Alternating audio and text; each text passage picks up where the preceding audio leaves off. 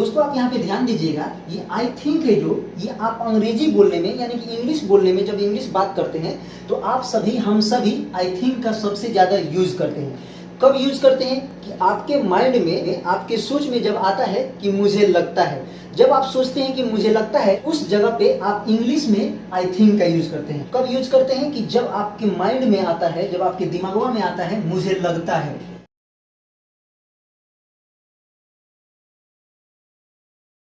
ये आपके माइंड में आता है मुझे लगता है, तब वहां पे आप आई थिंक का यूज करते हैं। लेकिन जो अंग्रेज है ससुरा, उसके अनुसार सोचिएगा, उसके माइंड की तरह सोचिएगा, तो मालूम है वो आई थिंक का कितने जगहों पे यूज करते हैं। देखिए मैं आपको बता रहा हूं कि मेरे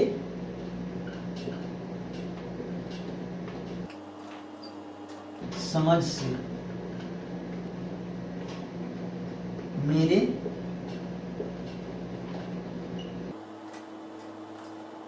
हिसाब से, मेरे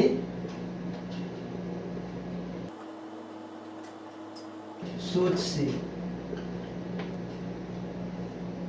मेरे विचार से,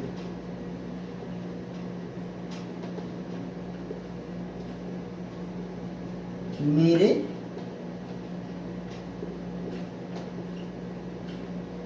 राय से,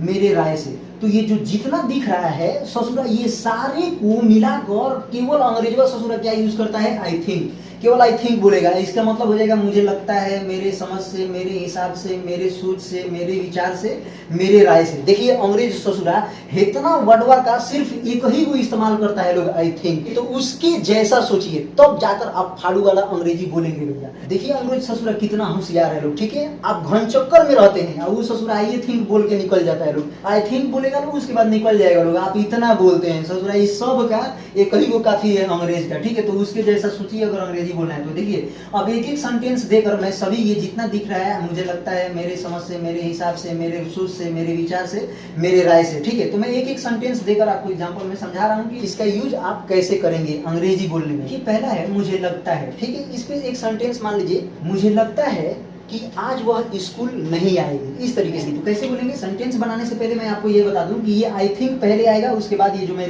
लिख रहा हूँ यहाँ पे सेंटेंस जो लिख रहा हूँ वो बोलेंगे, ठीक है। पहले आई थिंक, उसके बाद ये सेंटेंस। शी वांट, ये वांट की जगह पे आप विल नॉट का भी यूज कर सकते हैं, ठीक है। विल नॉट का भी यूज कर सकते हैं, लेकिन शॉर्ट में हम क्या बोलते हैं, वांट, ठीक है। She want come to school today. I think she won't come to school today. मुझे लगता है कि आज वह स्कूल नहीं आएगी। ससुरा सबसे पहले ही पता चल जाता है ससुरा लोगों को कि आज वह स्कूल नहीं आएगी। कितना खतरनाक और डेंजर आजकल स्टूडेंट हो गया है, पहले ही बता दे रहा है कि मुझे लगता है कि आज वह स्कूल नहीं आएगी। अब देखिए ये आई थिंक क्या आप दूसरा यूज करेंगे, मेरे समझ से। मेरे समझ से आजकल वह उदास दिख रही है। देख रहे हैं ससुरा कितना खतरनाक है।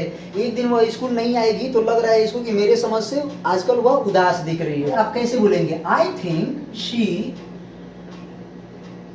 लुक सैड दीज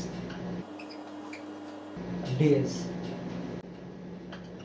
क्या बोलेंगे आप, I think she look sad this days. क्या होगा, मेरी समझ से आजकल वह उदास दिख रही है। तो कैसे बोलेंगे, I think she look sad this days. देखिए ये तीसरा प्रयोग देख लीजिए, आई थिंक मेरे हिसाब से। मेरे हिसाब से वह सही बोल रही है, यहाँ पे यूज करेंगे मेरे हिसाब से वह सही बोल रही है। ये देख लीजिए उसका सारा जितना बतवा है ना भैया एकदम सही होगा, आप तो जानते ही है ना। तो यहाँ पे कैसे बोलेंगे, आई थिंक, उसके बाद शी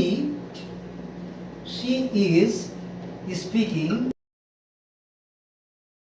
राइट।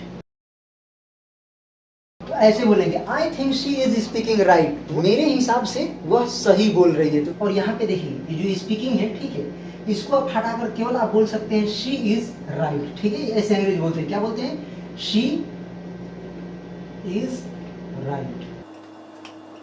ऐसे आप बोल सकते हैं, स्पीकिंग को हटाकर आप ये भी यूज कर सकते हैं, आई थिंक शी इज राइट, यानी कि मेरे हिसाब से वो सही बोल रही है। केवल ये भी आप यूज करेंगे तो इसका मतलब निकल जाएगा। स्पीकिंग बोलने की कोई जरूरत नहीं है। अंग्रेज ससुरा जो अंग्रेज बोलता है इसी तरीके से बोलता है। देखिए यहाँ पे ध्यान दीजिए, मेरी सोच से आप यह गलत कर रहे हैं, ठीक है। यहाँ पे सेंटेंस क्या बैठेगा कि मेरे सोच से आप यह गलत कर रहे हैं। तो कैसे बोलेंगे, सबसे पहले बोलेंगे आई थिंक, उसके बाद you are doing it wrong, ठीक है। मेरी सोच से आप यह गलत कर रहे हैं। अब यहाँ पे देखिए, मेरे विचार से वह गलत नहीं हो सकती है। तो कैसे बोलेंगे, I think she can't be wrong. मेरे विचार से वो गलत नहीं हो सकती है। तो कैसे बोलेंगे, I think she can't be wrong. मेरे विचार से वो गलत नहीं हो सकती है। अब देखिए ये लास्ट वाला, मेरी राय से। अब यहाँ पे आप बोल सकते हैं, मेरी राय से यह टी शर्ट तुम्हारे लिए सही नहीं होगा। तो आप कैसे बोलेंगे, I think this T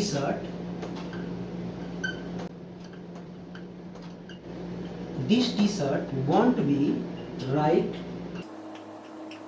for you. तो कैसे बोलेंगे आप, I think this T shirt won't be right for you. मेरी राय से यह टी शर्ट तुम्हारे लिए सही नहीं होगा। तो इस तरीके से आप आई थिंक का यूज करेंगे, ठीक। देखिए यहाँ पे कमाल की बात है ना भैया, कि ये सारा जितना है भैया, ठीक है, ये जितना है, ये सारे हिंदी का मीनिंग इंग्लिश में केवल आप आई थिंक बोलते हैं। क्या बोलते हैं, आई थिंक। केवल आप आई थिंक का यूज करते हैं। और मैं आपको एक और बात बता दूं, ठीक है, कि आई थिंक के जगह पे आप ये भी यूज कर सकते हैं, अकॉर्डिंग टू मी, ठीक है।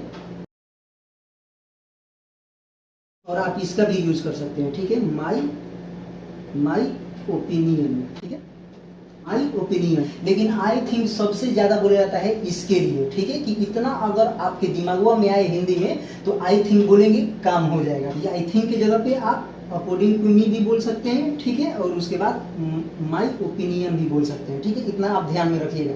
तो दोस्तों अस्सलाम वालेकुम। दोस्तों अगर अभी तक आप मेरे JCC spoken English classes channel को आपने सब्सक्राइब नहीं किया तो प्लीज मेरे चैनल को सब्सक्राइब कर दे और ज्यादा से ज्यादा शेयर करें। तब तक के लिए भारत जिंदाबाद, भारत जिंदाबाद, भारत जिंदाबाद।